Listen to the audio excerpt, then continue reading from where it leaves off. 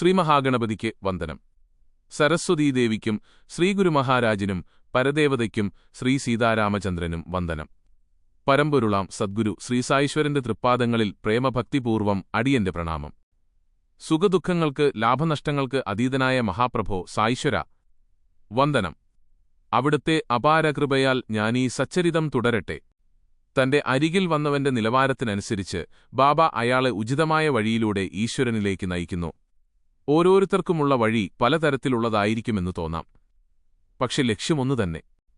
ചിലപ്പോൾ ഗുരുനാഥൻ ശിഷ്യന്മാർക്ക് ആധ്യാത്മിക കാര്യങ്ങൾ ഉപദേശിക്കും. ചില ശിഷ്യന്മാർ ഇക്കാര്യം പരമരഹസ്യമായി സൂക്ഷിക്കും. അത് പുറത്തു പറഞ്ഞാൽ ഉപദേശത്തിന്റെ ശക്തി ക്ഷയിക്കും എന്നാണ് അവരുടെ ധാരണ. തെറ്റാണത്. ഗുരു നേരിട്ട് നൽകിയ സ്വപ്നദർശനത്തിൽ ലഭിച്ച ഉപദേശങ്ങൾ ആഗ്രഹമുള്ള ആരോടും പറയാം. ഏവർക്കും ഹിതകരമായ കാര്യം പറയുന്നതിൽ തെറ്റൊന്നുമില്ല. ജ്ഞാനിയായ കൗശികമുനിയാണ് ഇതിന് ഏറ്റവും വലിയ ഉദാഹരണം. മുനി സ്വപ്നത്തിൽ തനിക്ക് കിട്ടിയ ഉപദേശങ്ങൾ ശ്രീരാമ രക്ഷാസ്തോത്രം ഭക്തർക്കായി വിവരിച്ചു. ഇക്കാര്യത്തിൽ ഇനി ഇതിലും വലിയ പ്രമാണം വേണ്ടല്ലോ. ഗുരു കാലവർഷം പോലെയാണ്. അവിടുന്ന് എല്ലാവരിലും സന്തോഷപൂർവ്വം നിത്യാനന്ദം വർഷിക്കുന്നു. അത് സ്വന്തം ഉപയോഗത്തിനും മറ്റുള്ളവർക്ക് പങ്കുവയ്ക്കാനുമുള്ളതാണ്. അമ്മ കുഞ്ഞിന് ബലമായി കയ്പുള്ള മരുന്ന് കൊടുക്കുന്നത് കണ്ടിട്ടില്ലേ? മറ്റുള്ളവർക്ക് ആ കാഴ്ച ഒരുപക്ഷെ കഠിനമായി തോന്നാം. പക്ഷേ അമ്മ അത് ചെയ്യുന്നതോ തികഞ്ഞ പ്രേമത്താൽ, തന്റെ പൊന്നോമനയുടെ രോഗം മാറണമെന്ന ആഗ്രഹത്താൽ. കരുണാനിധിയായ ബാബയും ഇങ്ങനെ തന്നെ. അവിടുന്ന് ഭക്തരെ ഓരോ രീതിയിൽ നയിച്ചു. പക്ഷേ അവിടുത്തെ ഉപദേശങ്ങളൊന്നും രഹസ്യമായിരുന്നില്ല. എല്ലാം എല്ലാവർക്കും കാണത്തക്ക വിധം തന്നെ. ഭക്തന്മാർക്ക് അതിന്റെ ഗുണങ്ങളുമുണ്ടായി. നമ്മുടെ ആഗ്രഹങ്ങൾ സാധിച്ചു തരുന്നതിനൊപ്പം ആത്മാവിന്റെ ദിവ്യസൗന്ദര്യവും അവിടുന്ന് ചൂണ്ടിക്കാണിച്ചു തരും. അങ്ങനെ ക്രമേണ നമ്മിലെ വിഷയസുഖാശ ഇല്ലാതാക്കും. തത്ഫലമായി വിവേകവും വൈരാഗ്യവും നമ്മിൽ ഉറവയെടുക്കും. അപ്പോൾ ജ്ഞാനം കരഗതമാകും. അതുകൊണ്ട് എപ്പോഴും സദ്ഗുരുവിൽ ശരണാഗതനായിരിക്കുക. ആ തൃപ്പാദങ്ങളെ സദാ പരിചരിക്കൂ. ഗുരു ഈശ്വരൻ തന്നെയാണ്. ഗുരുവാണ് നമ്മുടെ യഥാർത്ഥ മാതാപിതാക്കൾ. ദേവതകൾ അതൃപ്തരായാൽ ഗുരു രക്ഷിക്കും. പക്ഷേ സദ്ഗുരു അതൃപ്തനായാൽ രക്ഷിക്കാൻ ആരുമില്ലെന്നറിയുക. സമസ്ത പാപങ്ങളും ഒടുങ്ങാനായി ശ്രീഗുരുപാദങ്ങളെ സേവിക്കൂ. ഭക്തന്മാർക്ക് എന്നുമെന്നും കൽപ്പതരുവായിരുന്നു സായീശ്വരൻ. ഓരോരുത്തരെയും അവിടുന്ന് ഓരോ രീതിയിൽ ഉദ്ധരിച്ചു. നമുക്കൊരു സായിലീല സ്മരിക്കാം. ശ്രീ സത്തേ ബോംബെയിലെ അറിയപ്പെടുന്ന ധനികനായ വ്യാപാരി. പക്ഷേ ഇടക്കാലത്ത് വ്യാപാരം തകർന്നു. എത്ര ശ്രമിച്ചിട്ടും നഷ്ടമൊഴിവാക്കാനായില്ല. അദ്ദേഹത്തിന് ജീവിതത്തോടു തന്നെ മടുപ്പായി. വിരക്തിയായി ഈ ജീവിതത്തിൽ ഒന്നിനും ഒരു സ്ഥിരതയുമില്ലെന്ന് ബോധ്യപ്പെട്ടു. അതോടെ സുഹൃതവശാൽ മനം ഈശ്വരനിലേക്ക് ചാഞ്ഞു. കൈയിലൊരു ലോട്ടയുമേന്തി അദ്ദേഹം യാത്രയായി. ഏകാന്തമായി എവിടെയെങ്കിലും പോയി ഈശ്വരചിന്ത ചെയ്യണം. പ്രക്ഷുബ്ധമായ മനസ്സിനെ അടക്കണം. ആത്മാർത്ഥവും തീവ്രവുമായ ആ ആഗ്രഹം സഫലമാക്കാൻ ഭഗവാൻ വഴിതെളിച്ചു. ആ സമയത്താണ് സദയുടെ ഒരു സുഹൃത്ത് ഷിർദിയിലെ ബാബയെക്കുറിച്ച് സൂചിപ്പിച്ചത്. താങ്കൾക്ക് എന്തുകൊണ്ട് സായീശ്വരനെ ദർശിക്കാൻ പോയിക്കൂടാ? എത്രയോ ആളുകൾ ആ തൃപ്പാദത്തിൽ ശരണം തേടുന്നു, ആഗ്രഹങ്ങൾ സാധിക്കുന്നു, ശാന്തി നേടുന്നു. അങ്ങോട്ട് ചെല്ലൂ. ആ തൃച്ചുവടുകളിൽ സ്വയം സമർപ്പിക്കൂ. അവിടുത്തേക്ക് നിങ്ങളോട് കരുണ തോന്നിയാൽ സമസ്ത ദുരിതദുഃഖങ്ങളും ആ നിമിഷം അസ്തമിക്കും.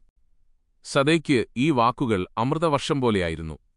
ദാഹിച്ചു തൊണ്ട പൊട്ടാറായവന് കുളിർജലം കിട്ടിയ പോലെ, വിശന്നു വലഞ്ഞവന് വിഭവസമൃദ്ധമായ സദ്യ ലഭിച്ച പോലെ. സദേ ഉടൻ ഷിർദിക്ക് യാത്രയായി. അദ്ദേഹം അവിടെ എത്തി. മസ്ജിദിൽ ചെന്നു. വശ്യസുന്ദരമായ സായിരൂപം കൺകുളിർക്കെ കണ്ടു. മനം ശാന്തമായി. ഉത്കണ്ഠയൊടുങ്ങി. ഹൃദയം സന്തോഷത്താൽ തുടികൊട്ടി. മിഴികൾ നിറഞ്ഞു കവിഞ്ഞു. ഈ പുണ്യദർശനം മുൻജന്മ സുഹൃതത്താലാണെന്ന് മനം മന്ത്രിക്കുകയും ചെയ്തു. അന്നുമുതൽ ഗുരുചരിതം വായന തുടങ്ങി. സപ്താഹമായി വായിച്ചു തീർക്കാനായിരുന്നു നിശ്ചയം. വായന തീർന്ന അന്നരാത്രി സ്വപ്നത്തിൽ സായീശ്വരൻ ദർശനം കൊടുത്തു. സ്വപ്നത്തിൽ അവിടുന്ന് ഗുരുചരിതം വായിച്ച് സദയോട് വിശദീകരിക്കാൻ തുടങ്ങി. സദേ അത്യന്തം ആദരവോടെ കേട്ടിരുന്നു. സ്വപ്നം കണ്ടുകൊണ്ടിരിക്കെ സദേ ഉണർന്നു. മനസ്സിൽ ആഹ്ലാദം തിരതല്ലി. അദ്ദേഹം വിവരമെല്ലാം കാക്കാസാഹിബ് ദീക്ഷിതിനെ അറിയിച്ചു. പിന്നെ അപേക്ഷിച്ചു, സുഹൃത്തേ, എനിക്കീ സ്വപ്നദർശനത്തിന്റെ അർത്ഥം അറിയില്ല. അങ്ങ് ദയവു ചെയ്ത് ബാബയോട് ചോദിക്കുമോ? ഞാൻ എന്തു ചെയ്യണമെന്ന് അവിടുന്ന് ആഗ്രഹിക്കുന്നു എന്നറിഞ്ഞുവരുമോ? അതറിഞ്ഞാലേ എനിക്ക് ശാന്തിയുണ്ടാകൂ. കാക്കാസാഹിബ് ദീക്ഷിത് അവസരം കിട്ടിയപ്പോൾ ബാബയോട് വിനയപൂർവ്വം ഇക്കാര്യം ഉണർത്തിച്ച് പ്രാർത്ഥിച്ചു. സ്വാമി, സരളനായ ആ ഭക്തനിൽ കൃപ ചൊരിയണേ. അദ്ദേഹം ഇനി എന്തു ചെയ്യണമെന്ന് അവിടുന്ന് നിർദ്ദേശിച്ചാലും ആ ദർശനത്തിന്റെ പ്രാധാന്യം വെളിപ്പെടുത്തിയാലും പ്രിയഭക്തന്റെ അപേക്ഷ കേട്ട് സായീശ്വരൻ അരുളി, ഒരു പ്രാവശ്യം കൂടി സപ്താഹം വായിക്കാൻ അവനോട് പറയൂ. ഗുരുവിന്റെ ദിവ്യചരിതം വായിക്കുമ്പോൾ ഭക്തന്മാർ പരിശുദ്ധരാകും. ഈശ്വരൻ പ്രസന്നനാകും.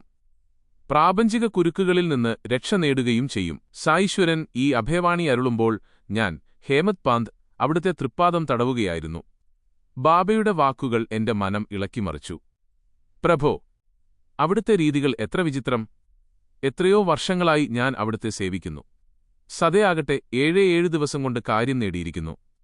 ഗുരുചരിതം ഒരൊറ്റ സപ്താഹം വായിച്ചപ്പോഴേക്കും ബാബ കൃപ ചൊരിഞ്ഞു കഴിഞ്ഞു. ഞാൻ 40 വർഷമായി അത് വായിക്കുന്നു. അവിടുന്ന് എന്നെ ഗൗനിക്കുന്നുപോലുമില്ല. ബാബയാകുന്ന മേഘമെപ്പോൾ കാരുണ്യവർഷം ചൊരിയുമെന്നോർത്ത് വേഴാമ്പലിനെപ്പോൾ ഞാൻ കാത്തിരിക്കുകയാണ്. എന്നായിരിക്കും സായീശ്വര അവിടുന്ന് എന്നിൽ ദയ ചൊരിയുക? എന്നെങ്കിലും എനിക്ക് ആത്മീയോന്നതി നൽകുമോ? ഈ ചിന്തകൾ മനസ്സിൽ ഉദിച്ച നിമിഷം തന്നെ അവിടുന്ന് അതറിഞ്ഞു. ആ ക്ഷണം ബാബ കനിവോടെ എന്നോട് പറഞ്ഞു, ചെല്ലൂ, ശ്യാമയെപ്പോയി കാണൂ. 15 രൂപ ദക്ഷിണയും വാങ്ങിവരൂ.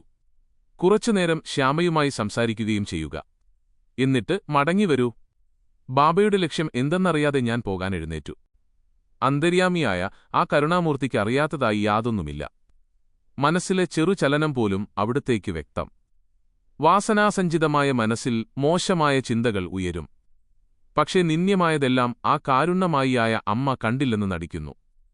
സച്ചിന്തകളെ പ്രോത്സാഹിപ്പിക്കുകയും ചെയ്യുന്നു. അങ്ങനെ ഞാൻ ശ്യാമയുടെ സമീപം ചെന്നു. അപ്പോൾ ശ്യാമ കുളി കഴിഞ്ഞ് മുണ്ട് മാത്രം ഉടുത്തു നിൽക്കുകയാണ്. എന്നെ കണ്ട് അദ്ദേഹം കുശലാന്വേഷണം നടത്തി. എന്തേ ഇപ്പോൾ ഇങ്ങോട്ട് പോന്നു? മസ്ജിദിൽ നിന്നാണ് വരുന്നതെന്ന് തോന്നുന്നുവല്ലോ. എന്താ മുഖത്തൊരു വല്ലായിക? തനിച്ചു വന്നതെന്തേ? ഏതായാലും ഇരിക്കൂ. നിത്യപൂജ കഴിഞ്ഞിട്ട് ഞാൻ ഉടനെ വരാം. ഒന്നു മുറുക്കി സമാധാനമായിരിക്കൂ. ശ്യാമ ഇത്രയും പറഞ്ഞ് നിത്യപൂജയ്ക്കായി അകത്തേക്ക് പോയി. ജനലിലിരുന്ന വിശുദ്ധ നാഥഭാഗവതം കണ്ട് ഞാൻ അതെടുത്തു. വെറുതെ മറിച്ചു നോക്കി. കിട്ടിയ പേജ് ഞാൻ അതിരാവിലെ വായിച്ചു പൂർത്തിയാക്കാതെ വച്ചിട്ട് പോന്ന അതേ ഭാഗമായിരുന്നു. അങ്ങനെ എന്റെ തെറ്റിയ നിമിഷം അവിടുന്ന് ശരിയാക്കി. ശ്രീമദ് ഭാഗവതം ഏകാദശസ്കന്ധം ശ്രീ ഏകനാഥസ്വാമികൾ എഴുതിയത്. സായീശ്വരൻ. വളരെ പ്രിയമാണാ ഗ്രന്ഥം. ജ്ഞാനേശ്വരിയുടെ 2ാം അവതാരം പോലെ അവിടുന്ന് നാഥഭാഗവതത്തെ പരിഗണിച്ചു. വിശ്വാസത്തോടെ ഏകാദശസ്കന്ധം വായിച്ചു പഠിക്കുന്നവന് ഉടനടി ഈശ്വരദർശനം ലഭിക്കും. ശ്യാമപൂജ കഴിഞ്ഞെത്തി. ഹേമത് പാന്ത് തന്റെ ആഗമനോദ്ദേശ്യം അറിയിച്ചു. ബാബ ഒരു സന്ദേശം നൽകിയിട്ടുണ്ട്. അങ്ങയോട് 15 രൂപ ദക്ഷിണയായി വാങ്ങിവരാനരുളി. പിന്നെ കുറച്ചുനേരം സംസാരിച്ചിരിക്കാനും നിർദ്ദേശിച്ചു. ശ്യാമ അത് കേട്ട് അത്ഭുതത്തോടെ പറഞ്ഞു, രൂപ എന്റെ കയ്യിലില്ല. പകരമായി എന്റെ വിനയപൂർണമായ 15 നമസ്കാരം സ്വീകരിച്ചു കൊണ്ടുപോയാലും. അത് സ്വീകരിച്ചിരിക്കുന്നു. ഇനി കുറച്ചു സമയം സംസാരിക്കാം. താങ്കൾ ബാബയുടെ അമൃതതുല്യമായ ലീലകൾ പറഞ്ഞാലും. ഇരിക്കൂ, ഞാനീ വസ്ത്രം മാറ്റി ഇപ്പോൾ വരാം. ശ്യാമ അകത്തുപോയി വസ്ത്രം മാറി വന്നു. പിന്നെ സംസാരിക്കാൻ തുടങ്ങി. സായീശ്വരന്റെ ലീലകൾ എങ്ങനെ വർണ്ണിക്കും? ആർക്കതിന്ന് കഴിയും? അന്തമില്ലാതെ ലീല കാടുന്നവനാണ് സായിനാഥ്. നിങ്ങളൊക്കെ വലിയ പണ്ഡിതന്മാർ, ഞാനോ തനി ഗ്രാമീണൻ. ഞാൻ ആ മഹാപ്രഭുവിനെക്കുറിച്ച് എന്തു പറയാൻ? ഇപ്പോഴൊരു സംഭവം ഓർമ്മ വരുന്നു. ശ്രദ്ധയോടെ കേട്ടാലും. ശ്യാമ തുടർന്നു, ഞാനത് നേരിൽ കണ്ടതാണ്. ബാബയുടെ രീതികൾ അഗ്രാഹ്യം. പക്ഷേ നിങ്ങളുടെ നല്ല നിശ്ചയം എന്തായാലും അതവിടുന്ന് സാധിച്ചു തരും. എന്നാൽ ചില സമയം അദ്ദേഹം ഭക്തനെ അതികഠിനമായി പരീക്ഷിക്കും. അവനിലെ ഭക്തിയും സ്നേഹവും ഉറച്ചതെന്നു കണ്ടാൽ അവിടുന്ന് ഉപദേശം നൽകി അനുഗ്രഹിക്കുകയും ചെയ്യും. ഉപദേശം എന്ന പദം എന്നിൽ ഇടിമിന്നലേറ്റതുപോലെ ഒരനുഭവമുണ്ടാക്കി. ആ നിമിഷം തന്നെ ഗുരുചരിതത്തിന്റെ കാര്യമോർക്കുകയും ചെയ്തു. മസ്ജിദിലിരുന്നപ്പോൾ എന്നിലുണർന്ന ചിന്തകൾക്ക് മറുപടി ലഭിക്കാനായിട്ടാണ് സായീശ്വരൻ ഇങ്ങോട്ടയച്ചതെന്ന് എനിക്ക് ബോധ്യമായി. ഞാൻ കഥ കേൾക്കാൻ കൂടുതൽ ഔത്സുക്യം കാണിച്ചു. ശ്യാമ കഥ തുടർന്നു. രാധാബായി, കേശബ് ദശമുഖിന്റെ വൃദ്ധയായ അമ്മ. സായിനാഥിന്റെ കീർത്തി കേട്ട് അവർ അവിടുത്തെ ദർശിക്കാനെത്തി. ബാബയെ കണ്ടതോടെ തന്റെ ജീവിതം ധന്യമായി എന്നവർക്ക് ബോധ്യപ്പെട്ടു. അവർ അവിടുത്തെ ഗുരുവായി മനസ്സാ സ്വീകരിച്ചു. ബാബയിൽ നിന്നും മന്ത്രോപദേശം വേണമെന്ന് അവർ അതിയായി ആഗ്രഹിച്ചു. ആ തിരുമുഖത്തുനിന്നും വീഴുന്ന പവിത്രമന്ത്രം തനിക്ക് ആത്മീയോന്നമനം ക്ഷിപ്രസാധ്യമാക്കുമെന്നും അവർക്ക് ഉറപ്പുണ്ടായിരുന്നു. തന്റെ ആഗ്രഹം നേടുന്നതിനായി അവർ കഠിനസാധന തുടങ്ങി. ജലപാനം പോലും ഉപേക്ഷിച്ചു.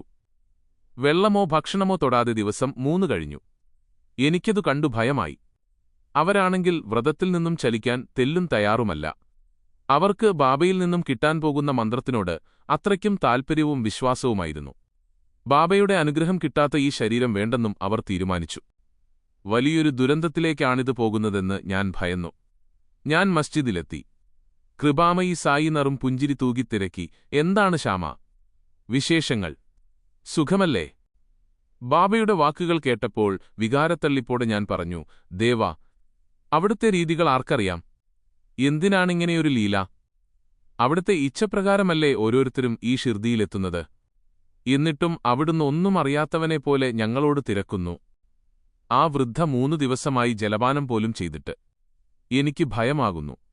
അങ്ങ് അനുഗ്രഹിക്കാതെ ആ പിടിവാശിക്കാരി പച്ചവെള്ളം പോലും കുടിക്കില്ല. അവിടുന്നാകട്ടെ അവരെ നോക്കുക പോലും ചെയ്യുന്നില്ല. അവർ പട്ടിണി കിടന്ന് ക്ഷീണിച്ച് ഉണക്കക്കമ്പുപോലെയായി. ഇങ്ങനെ പോയാൽ അവർ മരിക്കും. അങ്ങനെയെങ്ങാൻ സംഭവിച്ചാൽ അവിടുത്തെക്കുറിച്ച് ജനങ്ങൾ എന്തു പറയും? ബാബയുടെ കാരുണ്യം ലഭിക്കാതെ ഈ തിരുസന്നിധിയിൽ ഒരു പാവം വൃദ്ധ മരിച്ചു. എനിക്കതൊന്നും കേൾക്കാനുള്ള കരുത്തില്ല ദേവാ. അവരിൽ കൃപ ചൊരിയൂ. അതീവ മനപ്രയാസത്തോടെ ശ്യാമ ആവശ്യപ്പെട്ടു. സജ്ജനങ്ങളെ, അടുത്ത അധ്യായത്തിൽ ബാക്കി വിശദീകരിക്കാം. ഞാനിതാ സായിതൃപാദങ്ങളിൽ ശരണം തേടുന്നു. ഈ സംസാരസാഗരം താണ്ടാൻ സായിലീലകൾ കേൾക്കൂ. അതിനായി നിങ്ങൾ ഓരോരുത്തരോടും ഞാൻ വിനയപൂർവ്വം അപേക്ഷിക്കുകയാണ്. 18-ാം അധ്യായം സമാപ്തം. ഓം അസഹായ സഹായായ നമഃ.